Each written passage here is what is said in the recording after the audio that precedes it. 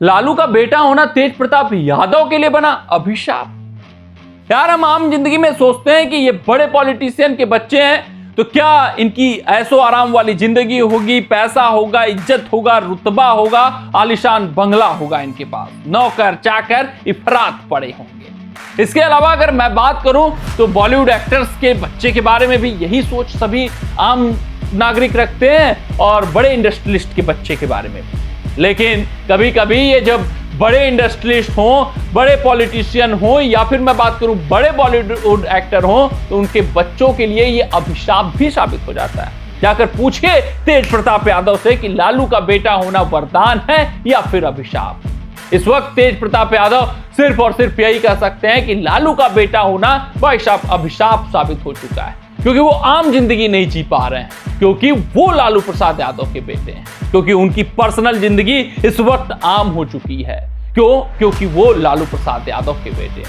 बात करूं मैं तेज प्रताप यादव की तो सुर्खियां बटोरते हुए नजर आ रहे हैं।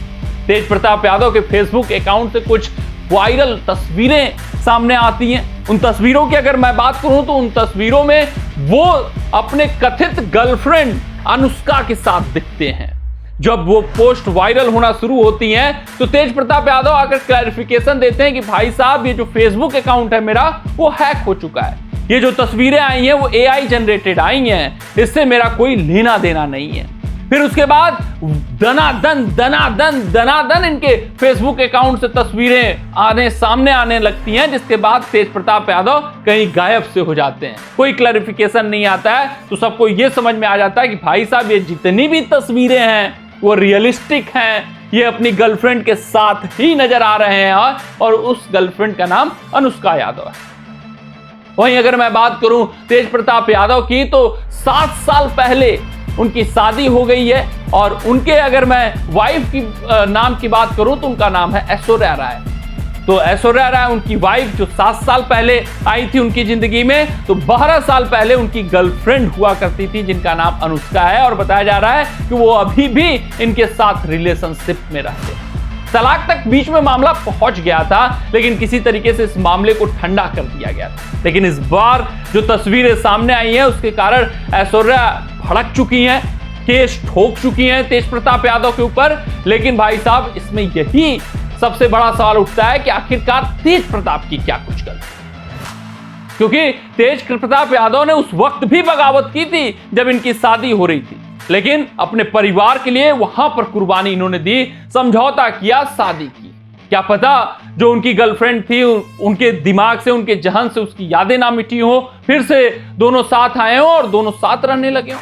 ये उनका पर्सनल मैटर है, ना हम दिलचस्पी रखते हैं इस मैटर में जानने की कि क्या कुछ घटित हुआ उनके पर्सनल जिंदगी में, कैसे ऐश्वर्या राय आई, कैसे अनुष्का शर्मा अनुष्का दूर हुई, फिर कैसे अनुष्का आई, कैसे ये सब वायरल तस्वीरें हो रही हैं। आखिरकार इन तस्वीरों को वायरल करने में, इन तस्वीरों को उनके फेसबुक अकाउंट से पोस्ट करने में हाथ किसका है? तेज प्रताप यादव सामने आकर ये इनकार कर चुके हैं कि उन्होंने फेसबुक अकाउंट से अपने भाई पोस्ट नहीं किया है, उनका फेसबुक अकाउंट हैक हो चुका है। तो उससे भी बड़ा सवाल ये उठता है कि कहीं अनुष्का ने तो यही तस्वीरें वायरल नहीं कर दी। अगर ऐसा हुआ है तो और भी झटका लगा है तेज प्रताप यादव को, क्योंकि जिसके ऊपर विश्वास जताया वही विश्वासघात कर डाला। तेज प्रताप यादव होना इस वक्त बिल्कुल भी आसान नहीं है।